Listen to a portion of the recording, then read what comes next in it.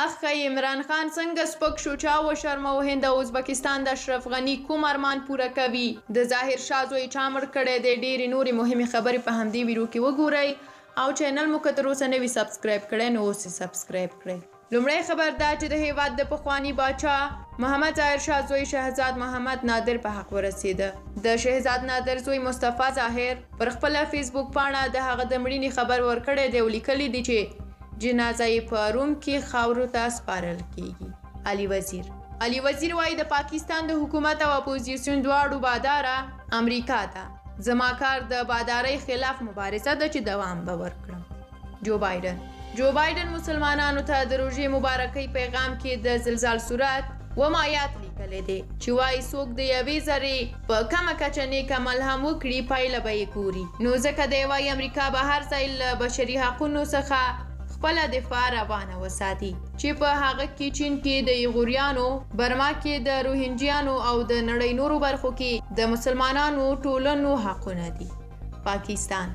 د پاکستان حکومت د کابینې دفتر اعلان کړی دی چې عمران خان نور صدر اعظم نه دی دا خبره د کابینې دفتر یکشنبه په یوه اعلامیه کې اعلان کړې ده علت یې دا راوړي چې ولسمشر عارف علوي د پاکستان پارلمان منحل کړی دی په بیان کې زیاته کړې ده چې د اساسي قانون له مخې د پارلمان تر منحل کېدو وروسته صدر اعظم هم له خپلې دندې لرې کیږي د پاکستان ولسمشر عارف علوي پرون د صدر اعظم عمران خان په غوښتنه د دغه هیواد پارلمان منحل کړ عمران خان دا غوښتنه د مخالفو ګوندونو د عام اعتماد د رایې په غبرګون کې کړې وه یکشنبه د پارلمان مرستیال هم د مخالفو ګوندونو لخوا د عدم اعتماد رایې ګیري ناقانونه وبلله او مجلس یې وځنډوه د پاکستان ستره محکمه به د دې ټولو سیاسي ناندریو په اړه نن یعنې دوشنبه یوه غونډه وکړي رحمت الله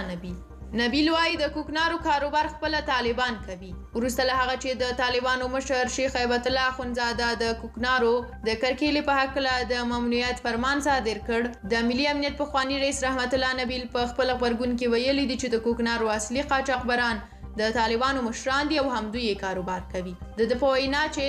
د کوکنارو په بندښت سره د طالبانو د زیرمه شویو تریاکو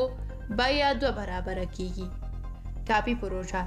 د هندوستان او ترکمنستان ولسمشرانو له افغانستان سره په همکارۍ او د ټاپي پروژې د امنیت په تامین ټینګار کړی دی د هندوستان ولسمشر رامناتھ کوویند د اونۍ په سر کې ترکمنستان ته تللی و او هلته یې په 2 اړخیزو مسایلو سربیره د افغانستان په روان وضعیت هم له خپل سیال سره خبرې کړې دي هندي چارواکو ویلي دي چې د افغانستان ثبات د سیمې د غازو د انتقال د یوې لویې پروژې یعنی ټاپي لپاره حیاتي ارزښت لري د هند ولسمشر دا خبره له خپل ترکمنستاني سیال سردار وردي